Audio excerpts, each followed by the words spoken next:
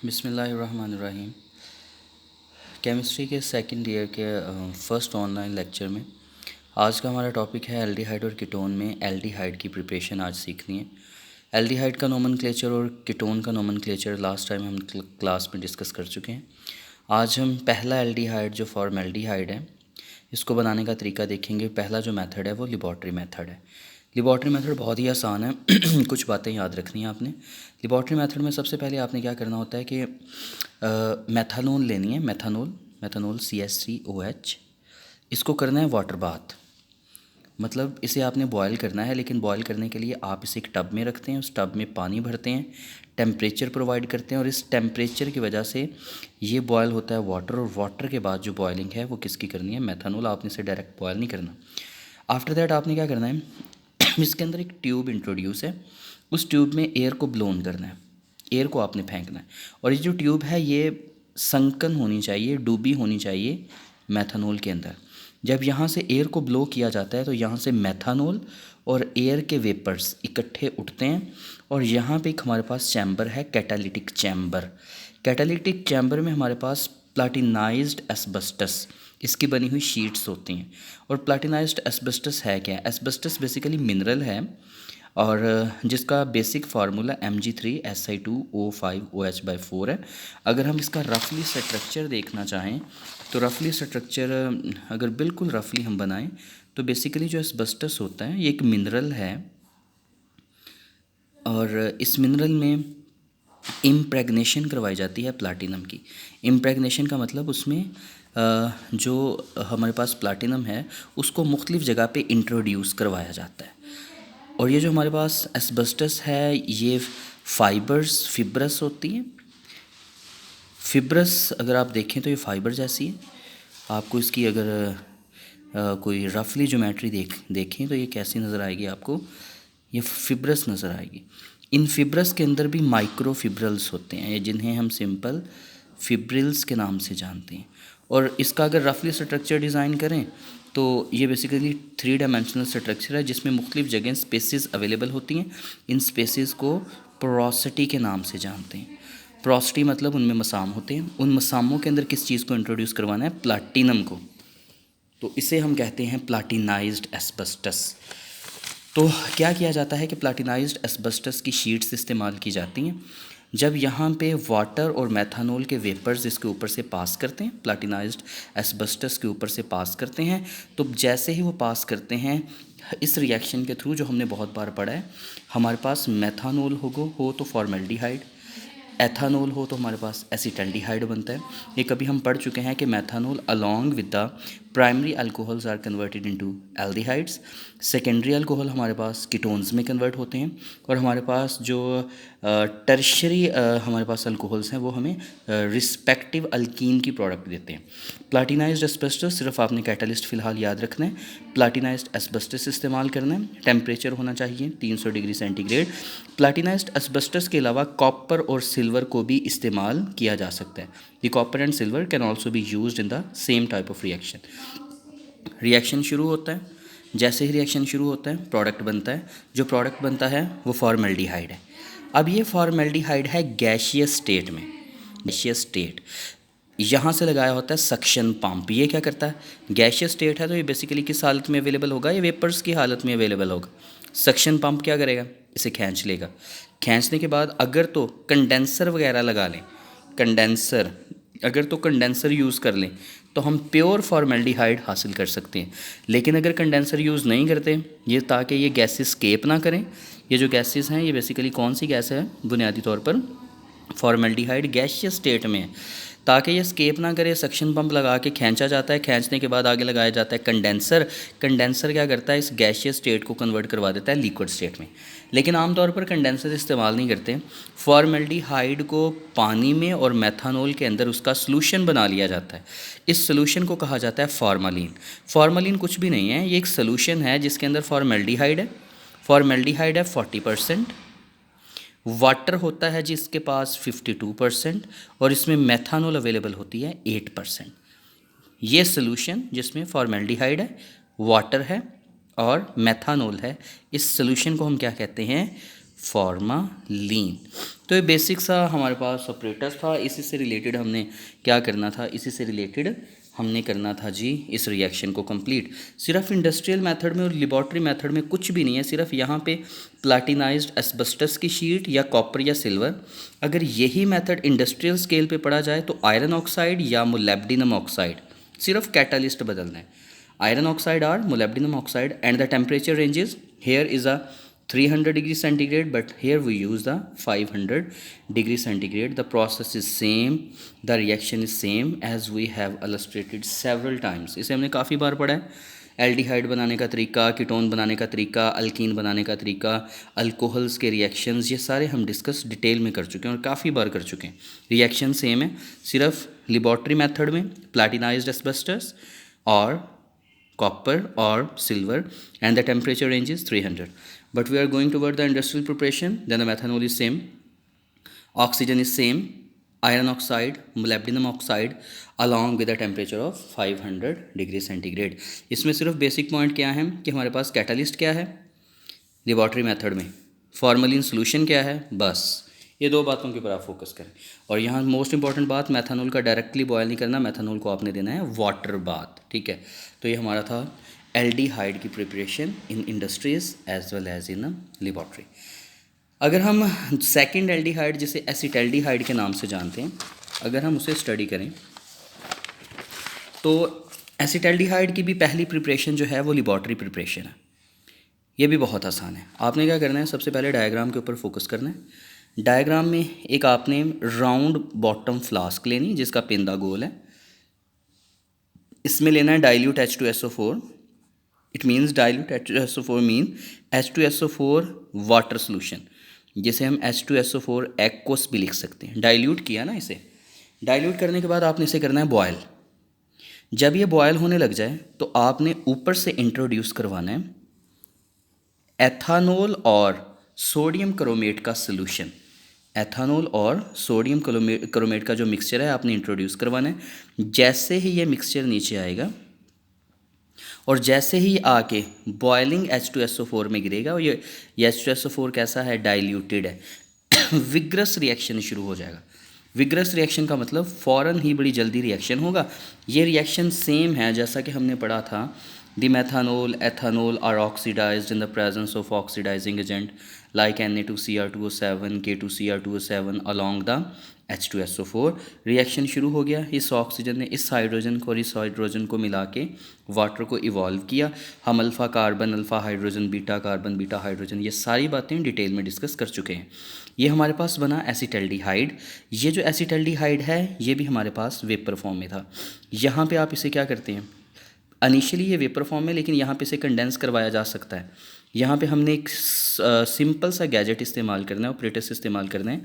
ये यहाँ से यहाँ कलेक्ट होता है एसिटल्डिहाइड, यहाँ से नीचे फ्लो करता है और ऊपर लगाया होता है हमने वाटर कूलिंग चैम्बर, जहाँ पे वाटर भरा हुआ है ऊपर भी नीचे भी। यहाँ से वाटर इनलेट किया जाता है, यहाँ से वाटर आउटलेट। इसके बाद इसकी काइनेटिक एनर्जी काफ़ी कम हो जाती है और इसे अल्टीमेटली फेंका जाता है एक बीकर के अंदर। उसमें आपने क्या करें, और उस बीकर के इर्द गिर्द भी आपने आइस कूल्ड और आइस चिल्ड वाटर के मतलब पानी को अच्छी तरह से ठंडा करना है। वो सारे के सारे को ठंडा करने के बाद उसमें बीकर रखना है। यहाँ पे आपको ना वो सोल्यूशन मिल जाएगा। लेकिन इसमें एक प्रॉब्लम है कि जो मिक्सचर आप हासिल करते हैं ना, इसके अंदर अभी वाटर भी है। जो प्रोडक्ट बना, ये देखें, ये वाटर बना, ये वाटर प्रोडक्ट का भी हिस्सा है और डाइल्यूट H2SO4 का भी हिस्सा है।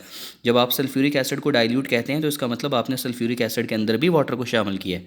तो वाटर के वेपर यहाँ से भी बनेंगे या वाटर के वेपर प्रोडक्ट से भी बनेंगे, क्योंकि आप इसे बॉयल कर रहे हैं।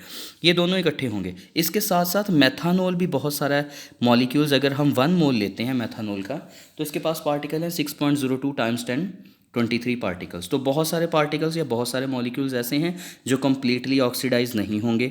रिजल्टिंग क्या बनेगा कि आपके पास जो मिक्सचर अवेलेबल होगा इसमें अकेला एसिटल्डिहाइड नहीं है, इसमें एसिटल्डिहाइड के साथ वाटर के वेपर्स भी हैं और इसमें आपके पास एथानॉल के वेपर्स भी हैं, क्योंकि कोई भी रिएक्शन किसी लेबॉर्ट्री के अंदर 100% आप उसे कैरी आउट नहीं कर पाते। तो इस मिक्सचर में से क्या किया जाता है, फ़ौरन ही एसिटल्डिहाइड को डिस्टिल ऑफ किया जाता है। डिस्टिलेशन का भी हम प्रोसेस पढ़ चुके हैं। The separation of the component of the mixture on the difference of their boiling point, इनको बॉइलिंग पॉइंट के डिफरेंस की बुनियाद पर इनके वेपर्स को अलग किया जा सकता है, जिसे हम डिस्टिलेशन के नाम से जानते हैं। अगर हम इसे फ़ौरन डिस्टिल ना करें, इस एसिटल्डिहाइड को अगर हम फ़ौरन डिस्टिल ना करें, तो आपने पढ़ी हुई है ये भी बात कि आपके पास जो एल्डिहाइड होते हैं ये दोबारा अवेलेबल ऑक्सीजन के साथ रिएक्ट करते हैं और जो प्रोडक्ट बनाते हैं ये बनाते हैं CH3C+OOH। ये करस्पॉन्डिंग कार्बोक्सिलिक एसिड में बदल जाते हैं। तो आपने इसे फ़ौरन से ही डिस्टिल ऑफ करना है। अगर आपने इसे डिस्टिल ऑफ ना किया, ऑक्सीजन अवेलेबल है, ये ऑक्सीजन दोबारा एसिटल्डिहाइड के साथ रिएक्ट कर जाएगी और जो प्रोडक्ट बनेगा वो कार्बोक्सिलिक एसिड बनेगा। तो इस काम से अवॉइड करने के लिए हम इसे फ़ौरन ही डिस्टिल ऑफ कर लेते हैं। डिस्टिल ऑफ का मतलब इसे इस मिक्सचर से अलग कर लेते हैं। मिक्सचर से अलग करने के लिए जो प्रोसेस हम इस्तेमाल करते हैं वो डिस्टिलेशन है। The distillation is a process in which the different components of a reacting mixture or non-reacting mixture are separated on the basis of their difference in their boiling points. इसके बाद हमारे पास industrial method है। एक और भी method है जिसे हम आगे जाके डिस्कस करते हैं। इंडस्ट्रियल मेथड भी बहुत आसान है। आपने क्या करना है, अल्कीन लेनी है, इसको करवाना है ऑक्सीडाइज करवाने के लिए आपको कैटालिस्ट चाहिए, प्लाटियम क्लोराइड और क्यूप्रिक क्लोराइड। यहाँ पे दोनों एज ए कैटालिस्ट ही इस्तेमाल होते हैं, लेकिन यहाँ पे एक बात आपने याद रखनी है, ये चीज़ प्रोमोटर के तौर पर इस्तेमाल होती है, रिएक्शन को प्रमोट करती है, मज़ीद इसको एक्सेलरेट करवाती है ये प्रमोटर, और दोनों को इकट्ठे हम कैटालिस्ट भी कह सकते हैं। इस दोनों का जो आपने सोल्यूशन बनाना है वाटर के अंदर बनाना है, क्योंकि यहाँ पे ये जो हमारे पास प्लाटियम क्लोराइड है ये हमारे पास सॉलिड है, रेड शक्ल का, इसकी अपीयरेंस रेड है, और जो क्यूप्रिक क्लोराइड है ये हमारे पास ब्लूइश अपीयरेंस का है, और ये हमारे पास एमॉर्फस हालत में है। ये दोनों के दोनों को हम मिक्स किसके अंदर करते हैं, वाटर के अंदर। तो ये तीनों चीज़ें, या प्लाटियम क्लोराइड और क्यूप्रिक क्लोराइड का वाटर के अंदर जो सोल्यूशन है ये कैटालिस्ट के तौर पर इस्तेमाल होगा। इसको देखते हैं, टेक्निकली देखते हैं, मैकेनिज़्म तो यहाँ पे अवेलेबल नहीं है बुक में। आपने क्या करना है, याद रखना है कि एक कार्बन को करना है रिड्यूस और किसी दूसरी कार्बन को करना है ऑक्सीडाइज। रिडक्शन का मतलब इंट्रोडक्शन ऑफ हाइड्रोजन, और ऑक्सीडेशन का मतलब इंट्रोडक्शन ऑफ ऑक्सीजन। बहुत ही आसान, एक की करवा दें आप, रिडक्शन मतलब एक में हाइड्रोजन ऐड करवा दें, तो ये बन गया CH3। यानी इसमें से एक हाइड्रोजन उतारो, इसको दे दो, CH3 बन गया। बाकी आपने क्या करना है, ऑक्सीजन इंट्रोड्यूस करवानी, C+O, और एक हाइड्रोजन बाकी है वो आपने इधर पुट कर देना। एक की क्या करवानी है आपने, रिडक्शन, दूसरे की क्या करवानी है, ऑक्सीडेशन। यहाँ से एक हाइड्रोजन उतार के इधर दे दो, ये रिडक्शन है, इस कार्बन की होगी रिडक्शन। फिर बाकी वैलेंसी को सेटिस्फाई करने के लिए क्या लगा दें, ऑक्सीजन पुट कर दें। One carbon is reduced and other carbon is oxidised to form the acetaldehyde. ये बाकायदा मैकेनिज़्म के तहत है, लेकिन अनफॉर्चुनेटली हम यहाँ पे मैकेनिज़्म प्रपोज नहीं कर सकते, तो हमने इसे डायरेक्टली याद कर लेना है। अगर हम एक और मेथड भी ये लेबॉर्ट्री का मेथड था, ये इंडस्ट्री का मेथड, लेकिन अगर लेबॉर्ट्री में एक और मेथड जो बहुत ही आसान है, जिसे ड्राई डिस्टिलेशन प्रोसेस के नाम से जानते हैं, आपने क्या लेना है, कैल्शियम फॉर्मेट लेना है, HC+OO। ये हमारे पास फॉर्मेट आयन हैं, फॉर्मिक एसिड से निकले हुए, ये हमारे पास है कैल्शियम फॉर्मेट। और एक हमने लेना है कैल्शियम एसीटेट, ये CH3C+O नेगेटिव, ये एसीटेट, फिर CH3C+OO, ये एसीटेट हैं, ये कैल्शियम के साथ। आपने क्या करना होता है, CaCO3 इवॉल्व करनी है, CaCO3, ये देखें यहाँ से भी CaCO3 और यहाँ से भी हम CaCO3, ये देखें CaCO3,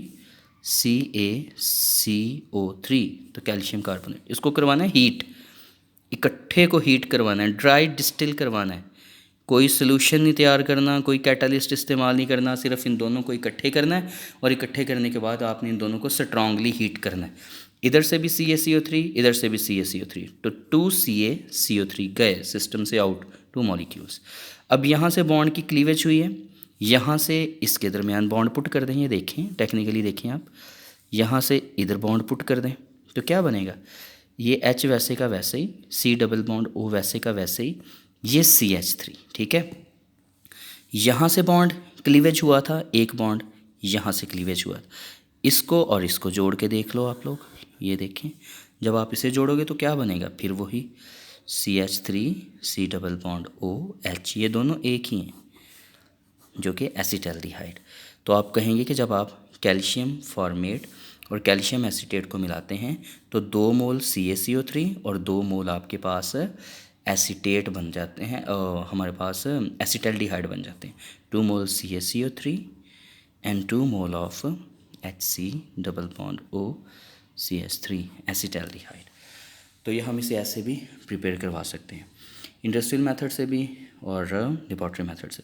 अगर हम एसीटोन को प्रिपेयर करना चाहें तो हमारे पास ये रिएक्शन भी हमने पहले पढ़ा हुआ है, CH3 डबल बॉन्ड OCA।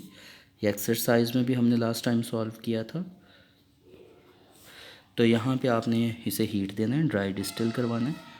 तो यहाँ से गया CaCO3, तो इधर से बॉन्ड की क्लीवेज, इधर से बॉन्ड की क्लीवेज, इन दोनों को आपस में मिला दो, CH3 डबल बॉन्ड OCH3। तो ऐसे एसीटोन भी हम प्रिपेयर कर सकते हैं, लेकिन हम इसे आगे जाके पढ़ेंगे। तो मैंने कहा कि शायद अगर ये रिएक्शन है तो यहीं सॉल्व करवा दिया जाए। Thanks a lot for listening and watching. Next day हम इससे अगले टॉपिक के साथ मिलते हैं।